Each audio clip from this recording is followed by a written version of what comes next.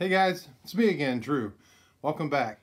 Today I want to talk a quick story about something, a little bit more about me as I start to divulge more information about who I am and how I collect and things that I like or whatever. But with me with a collection, I realized years and years ago that if I'm going to own something that is a visual piece, a card, a memorabilia, autograph or something, it's one thing to own it and have it in your possession, but it's another thing to have the ability to see it. And I thought from the very first time I started, getting more than just packs and putting sets together, if my special cards, I wanted to put them somewhere. And a lot of guys do that. A lot of kids do that. Years ago, they might tack them to a wall or set them up on a dresser or something. But I started out by making these tiny little shelves out of just small strips of wood, and I put two nails in a wall and had these little shelves and had my cards sitting up there. And as it grew over time, I wanted to make more nicer things to put them in and displays. And I actually, in my man cave or my card room or whatever you want to call it, I made all the displays that are in here except for one. And that's the one we're going to talk about today. So a long time ago, over 20 years ago, I was getting into cards even more and more. It was when I was, no, it was even before I started on eBay. But I really wanted a certain kind of card display. And I'm sure you've seen them before. It's usually a box with some shelves in them, and a top loader would fit where it would slide up in the top and drop down in so it could slide side to side but not come out. And I wanted one of these, and finding them, again, I wasn't looking online to order things like that, but I had no way to make one. I wasn't into making anything at that point, but I had heard that there was a man at a flea market about an hour away that made display cases of all different types, and he had these kind of cases. So like I said, it's like a frame that sat on a wall with rows, 7 rows, and you could fit 7 rows across. So one would fit 49 cards, obviously. And I was real excited when somebody had told me this guy has these things, he made them. So I didn't have much money at that point. It was just a different point in my life, but I had gotten some birthday money. My birthday's in November, and it was so it was coming up on Christmas time, and I gotten some birthday money. It was $100 I got, and I had heard that he was selling these cases for $35 a piece. So I go down. I wanted to get 3 of them, $105, close enough to what I had, and I make the journey down there. I'd never been to this flea market. It's a huge flea market.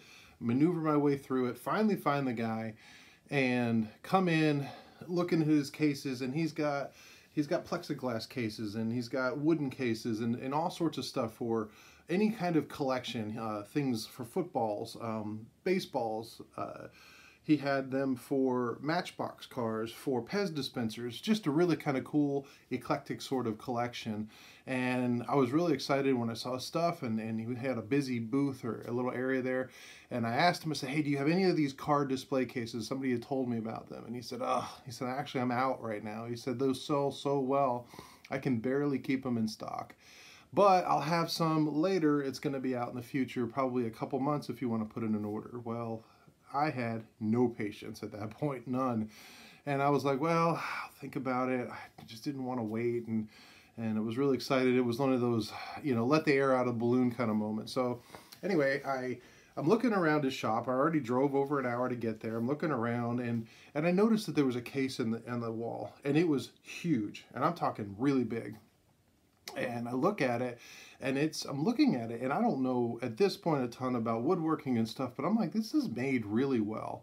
And I noticed that that there's a lock on it, and he says, oh, and up in the corner there was a price tag. It said $250. Well, I didn't have $250, especially for this, but I'm looking at this thing, and it's filled with cards, and it's actually behind glass or plexiglass. And I asked him, or he noticed me looking at it, I guess what happened. So I said, yeah, I want to open it up and look. And I opened it up, and this thing opened up. And I was so surprised that this entire case held way more than 49 cards, way more. So that case actually holds 369 cards total. If I had gotten the other cases at 49 cards each and had gotten 3 of them, which is what my budget would have allowed, I would have been able to hold 147. This held way more than double, almost triple. And I was just shocked at this point of how many cards this case held. So I was able to open up this case and check it out. And he sees me looking at this and you know, and I'm admiring it. Also thinking there's no way I can have this thing. It's filled with cards, all sorts of cards. Not highly expensive cards, but definitely some star cards in there. And this is down this is in Georgia, and probably around, I don't know the year, maybe 2000 or 99, somewhere back in there. And anyway, so Braves, real big, and it was filled with mainly Brave stuff. I remember seeing a Dave Justice rookie card, and anyway, but the point is I'm looking at this thing and I'm just admiring the craftsmanship of it. And he sees me and he's like, I'll tell you what, he said, that thing has been sitting here for a long time. I'll make you a deal on it if you're interested. And I saw that $250 sticker and I thought, oh, there's no way I can make it, you know, I can afford whatever his deal is. I don't have the money, you know. I was only going to spend 105, and that was kind of right at the edge there. And he said, I'll tell you what, I'll give it to you for 120 bucks. $120. He went from 250 to 120.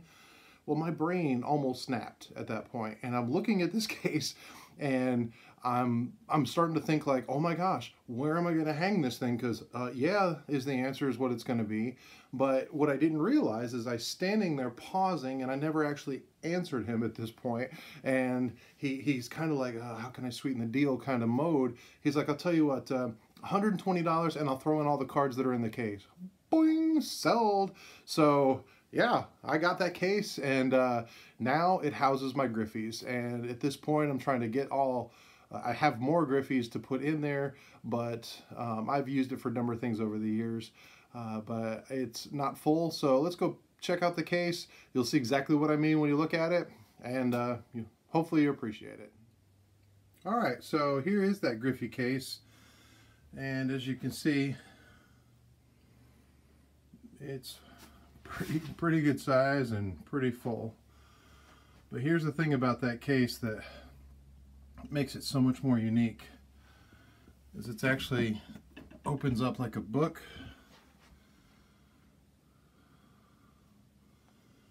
And you can put cards in the back.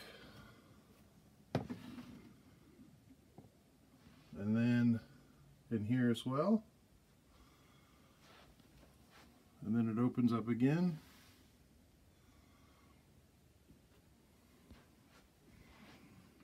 To reveal more. And then there you go. Except it also opens up one more time. And there's enough space for more cards here and more cards here. And as you can see, it's blank in the back. The reason for that is I'm in the process of kind of redoing the case and what I put in. And it turns out, not only do I not have any extra top loaders to put them in, because that's the way the case was designed, but I can't get any top loaders. I'll have to order some or find some somewhere, but I'm about 125 short. So anyway, there's the case, there's the story, and there's the man. Anyway, thanks for watching, guys. Appreciate it so much, and you guys be good.